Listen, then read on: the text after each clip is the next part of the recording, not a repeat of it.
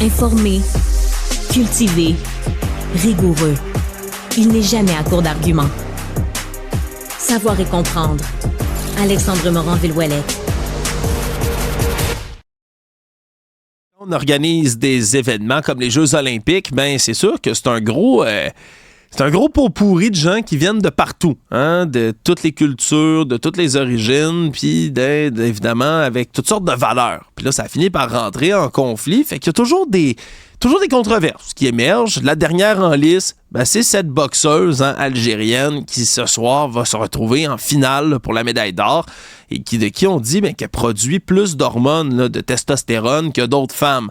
C'est maintenant dans une espèce de catégorie un peu étrange. Le problème, c'est que la controverse, elle est animée. Le comité olympique, lui, laisse tout ça aller. Il y a des comités qui, de leur côté à eux, demandent à ce que ce soit annulé, renversé, qu'on la bannisse de tout ça. Pour en parler avec nous, quelqu'un qui s'exprime sur ce genre de sujet puis qui voulait venir nous en parler, c'est Éric Duhem, chef du Parti conservateur du Québec. Monsieur Duhem, bonjour. Bonjour. Mais là, êtes-vous revenu d'Italie pour commencer? Vous finissez vos vacances, là? 2-3 jours, là, justement. Puis en Italie, ça défrayait beaucoup les manchettes parce que si vous vous rappelez bien, la boxeuse algérienne, là, la première adversaire qu'elle a vaincue en 46 secondes, c'était une Italienne. La première ministre d'Italie, Mme Meloni, est sortie pour dénoncer ça. Puis en Italie, les gens ne parlaient à peu près que de ça. C'était la grosse histoire là, au cours des derniers jours.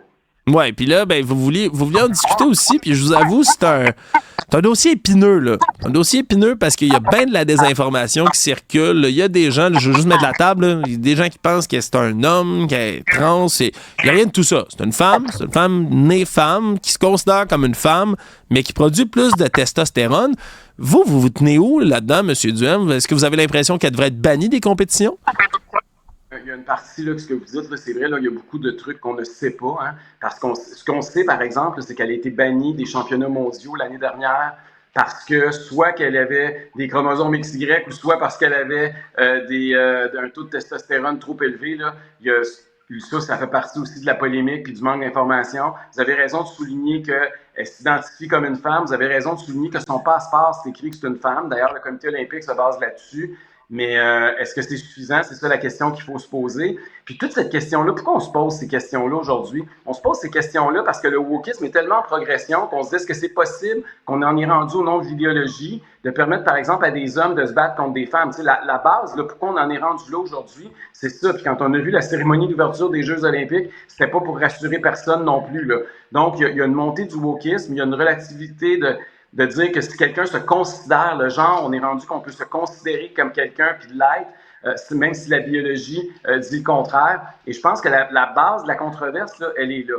Maintenant, il y a d'autres compétitions, puis il y a d'autres niveaux. Hein. Vous savez, il y a une coureuse, par exemple, sud-africaine, là, qui a été même exclue parce qu'elle est intersexe. La boxe, c'est un sport où c'est beaucoup plus dangereux de compétitionner que la course, par exemple. Il y a un risque pour la santé des femmes qui boxent. Donc, il y a toutes sortes de questions qui se posent. Puis ce qui manque actuellement, c'est ça que je dénonce, c'est le manque de transparence. Le CIO, le comité olympique, le comité organisateur des Jeux, donne pas beaucoup d'informations sur les types de tests qu'ils ont fait pour s'assurer véritablement là, que les femmes compétitionnent contre les femmes à ces Jeux olympiques. Oui, mais parce que je veux juste le rappeler, là, Madame Iman Khelif, c'est madame. Là. C'est une femme. Là. Après ça, il y a rien pour l'instant qui nous indique que ce soit un homme. Là. Même s'il y a un niveau de testostérone qui soit plus élevé. C'est peut-être là-dessus, moi, que je suis plus dérangé, c'est que cette boxeuse-là œuvre depuis longtemps. Puis la seule controverse qu'il y a eu, c'est quand on parle des championnats du monde, c'est quand elle a battu une boxeuse russe invaincue, que le directeur de l'IBA, qui est une fédération qui est considérée comme tellement corrompue qu'elle est exclue des Jeux olympiques de Paris, c'est un Russe qui sont de manière générale, là, de manière presque institutionnelle, anti-homosexualité, anti-trans, anti-tout ça, puis qui là sont intervenus. Eux-mêmes sont disqualifiés des Jeux. Je veux dire, c'est eux le seul avis qui n'est pas expliqué pour l'instant qui fait douter de la féminité de Mme Khelif. C'est pas spécial de se baser presque uniquement là-dessus pour générer une controverse? Une fédération qui était reconnue jusqu'à il y a quelques années. C'est une fédération qui a organisé les championnats mondiaux qui ont eu lieu l'année dernière. C'est ça qui est difficile à comprendre. Pourquoi quelqu'un ne peut pas participer au championnat mondial parce qu'elle n'est pas considérée comme une femme, mais quand elle arrive aux Jeux olympiques, elle l'est considérée. Puis vous avez raison sur les histoires de la Russie, mais on a aussi raison de craindre le wokisme de certains organisateurs du comité olympique actuel. Donc, je pense que c'est la balance. C'est ça qui fait que présentement, il y a un flou. C'est ce qui fait qu'il y a de plus en plus de gens qui se posent des questions. C'est Martina Navratilova, la joueuse de tennis, probablement la meilleure de notre époque, mais sinon de l'histoire, qui est sortie pour dénoncer ça, qui est elle-même une militante lesbienne très à gauche. Vous pouvez penser aussi à Caitlyn Jenner, la transgenre probablement la plus connue au monde, qui a été une championne olympique, aussi un médaillé d'or aux Jeux olympiques de Montréal en 1976, qui est aussi sortie pour dénoncer ça. Donc, je pense qu'il y a beaucoup de gens qui se posent des questions et il faudrait faire preuve de plus de transparence. Là, c'est anecdotique. En passant, il n'y a pas juste une boxeuse, là, ils sont deux. Il y en a une taïwanaise aussi qui a gagné une médaille au cours des prochaines heures. Là. Mais je pense que ça pose une réflexion pour l'avenir. Il va falloir s'assurer que les compétitions féminines continuent à être des compétitions féminines parce qu'on est dans un monde où il y a des gens qui de plus en plus ignorent la biologie et croient que le genre, c'est un choix. Et je pense qu'il faut sortir ça des jeux, cette idée, cette mentalité, cette idéologie-là. C'est ça mon intervention. Ouais, mais là, après ça, rentrons en mode solution parce que là-dessus, on s'entend en partie, M. Duhem. Là, je suis d'accord de dire qu'on a un épineux problème. Si on commence à pas faire de distinction puis que n'importe qui se sent femme ou qui se sent homme peut participer à n'importe quel type de compétition, on risque d'en avoir des problèmes. Là-dessus, je suis entièrement d'accord avec vous. Mais la vraie question, c'est qu'est-ce qu'on fait? Parce que je trouve que c'est facile de dire « Ah, les organisateurs sont woke » au lieu de les organisateurs savent peut-être pas quoi faire avec ce genre de patates chaudes-là. Qu'est-ce qu'on fait avec une combattante comme celle-là qui, je rappelle, elle n'a pas une fiche si extraordinaire que ça en boxe professionnelle dans la vie. Elle n'a pas l'air de dominer complètement la compétition. Est-ce qu'on l'empêche complètement de compétitionner à l'avenir? Est-ce qu'on la fait compétitionner chez les hommes? Est-ce qu'on crée une catégorie à part complètement pour les quelques personnes exceptionnelles qui ont une biologie différente des autres? Parce que c'est là, moi, M. Duhem, où je trouve que c'est facile de dire ils sont tous woke dans le comité olympique. Est-ce que vous avez une meilleure solution que celle qui est proposée pour l'instant? Le comité olympique en a des solutions parce qu'ils ont été capables d'exclure une coureuse sud-africaine. Donc, ils sont capables de passer des tests au niveau de la testostérone. D'ailleurs, elle était obligée d'être médicamentée justement pour réduire son niveau de testostérone. Elle a refusé, c'est pour ça qu'ils l'ont exclu des Jeux. Comment ça se fait que ça ne s'applique pas dans d'autres sports, particulièrement la boxe, où il y a un enjeu en plus de sécurité pour les autres boxeuses? Je pense que c'est ça qui est au cœur du débat à l'heure actuelle. Ça existe, l'intersexualité, c'est quelque chose qui existe. Il y a effectivement des gens qui ont des biologies particulières. Maintenant, on a tous une biologie particulière, puis on ne peut pas tous participer aux Jeux. Là. Ça fait aussi partie, c'est pas un droit acquis là, de faire partie des Jeux olympiques. Là. Donc, ça pourrait finir que ces gens-là soient exclus des Jeux ou qu'il y ait des Jeux en parallèle là, pour eux, mais il n'est pas question, il faudrait minimalement que ce qu'on applique aux coureuses, on l'applique aux boxeuses. Je pense que ça, là-dessus, il n'y a pas grand monde qui peut être contre ça. Là. Non, effectivement, c'est pas clair non plus si c'est appliqué là, dans ce cas-ci, comme vous le dites. Là, c'est peut-être là que je suis d'accord avec vous sur le manque de transparence. Parce que, je veux dire, si le comité olympique a été responsable dans une décision, qu'est-ce qui nous fait douter de celle-là? En tout cas, je vous avoue, je suis assez mitigé. Je trouve ça spécial quand même comme dossier. Est-ce que c'est peut-être une autre question qui va venir avec une autre, monsieur Duhem. Est-ce que c'est comme un passage obligé? Dès qu'on est conservateur, dès qu'on est un peu à droite, est-ce qu'on est comme obligé de commenter ce dossier-là? Parce que je vous avoue, c'est les plus virulentes critiques, là, puis je parle pas de vous nécessairement, mais les plus virulentes critiques viennent souvent de mouvements comme ceux que vous représentez. Est-ce que c'est comme un passage obligé? On est obligé de commenter toujours ces nouvelles-là? Alors, c'est sûr que c'est les conservateurs sur le plan politique là, qui sont ceux qui interviennent le plus contre les woke. Je pense que ça, c'est un fait. Là.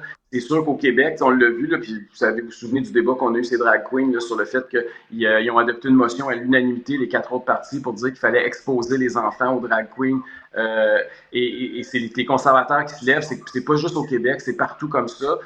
Pourquoi? Parce que justement, on veut conserver là, la réalité qu'on connaît, puis on considère que le sexe, c'est biologique, c'est pas un choix, c'est pas une idéologie. Et je pense que ça, c'est devenu un nouvel enjeu, une nouvelle division politique. Il y a plusieurs années, là, On passait des tests, c'était des tests d'antidopage. Là, si vous vous souvenez bien, là, c'était pas savoir le sexe de l'athlète, là, c'était de savoir s'il était dopé ou pas.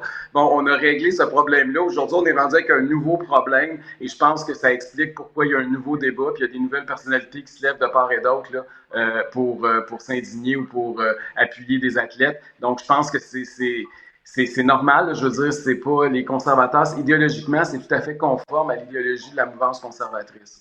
Oui, là-dessus, on s'entend très bien, M. Duhem, mais là, pour prendre ce que vous jasiez quelques instants, de cette peut-être présence plus grande, plus grandissante, si on veut, soit de voir des dragues ou de voir autre chose. Je vous ai vu commenter dans les dernières semaines sur la cérémonie d'ouverture des Jeux de Paris, l'espèce de tollé qu'il y en ait un, qu'il n'y en ait pas un, mais vous avez mentionné aussi sur X, en feu Twitter, que vous ne l'aviez même pas vu en la critiquant, disant que c'est les woke qui avaient l'air d'avoir gâché la cérémonie d'ouverture.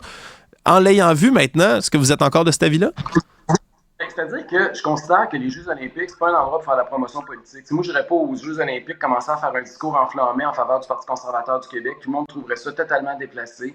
Je pense que il faut focaliser sur les athlètes. La cérémonie d'ouverture, j'ai noté l'extraordinaire performance de Céline Dion. Puis on est très fiers en tant que Québécois de voir que c'est une athlète d'ici, pas une athlète, mais une artiste d'ici qui fait honneur à la planète pour cette cérémonie-là. Puis je trouve ça triste que justement, on ait poussé une idéologie comme celle-là, que le wokisme, qu'il y a des bouts de la cérémonie qui ont fait controverse, parce que je trouve que ça porte ombrage aux performances des athlètes, même à la performance de Céline Dion. On a parlé, parce que c'est pour ça que je voulais dire que je ne l'avais pas regardé, juste à regarder la réaction, les choses dont j'entendais le plus parler, c'était la controverse avec les drag queens, plutôt que la performance des athlètes, plutôt que la performance extraordinaire de Céline Dion. C'est ça que je dois dénoncer. Les Jeux olympiques, là, c'est un happening pour célébrer la planète, la diversité de la planète, mais dans un sens où on compétitionne, puis où c'est une camaraderie entre États, entre pays.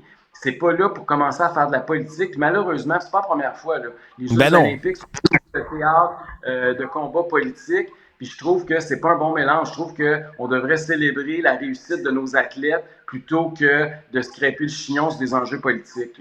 On fait ça à l'année longue, on laisse au moins les Jeux olympiques. Ça devrait être une trêve, une période de paix sur l'aspect des débats politiques. Ah, ça devrait l'être, mais ça ne l'est jamais. Là-dessus, on est d'accord que ça devrait l'être, mais ça ne l'a jamais été, là, ou presque, pour les Jeux olympiques. Mais trouvez-vous vraiment qu'il y a controverse ou qu'il y a message politique après ça? Parce que moi, ça a été le truc qui m'agace depuis le début. J'ai l'impression qu'il y a une représentation, on n'est même pas sûr si c'est la scène, c'est une autre peinture. Il y a des artistes qui sont pas des dragues. Il y a des dragues, mais qui font pas un show. On s'entend, il n'y a personne qui est en train de twerker sur une scène en petite tenue, là. Il y a juste des gens en drague, qui est un art de scène qui existe depuis des décennies, qui sont là.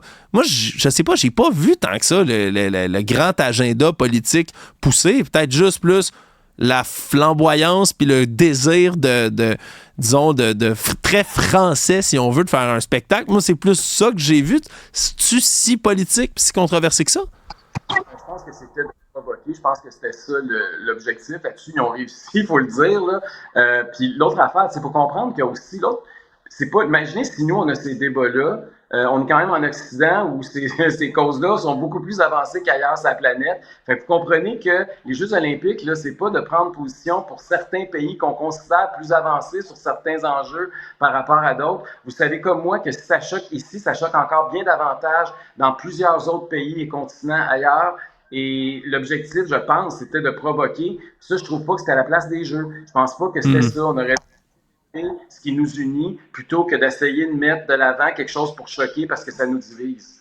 Bon, là-dessus, on est d'accord, c'est pas la place les Jeux olympiques, mais ça revient à chaque fois. Là, M. Duhem, vous avez fini vos vacances de retour au Québec. On est prêt pour la prochaine session parlementaire déjà de votre côté?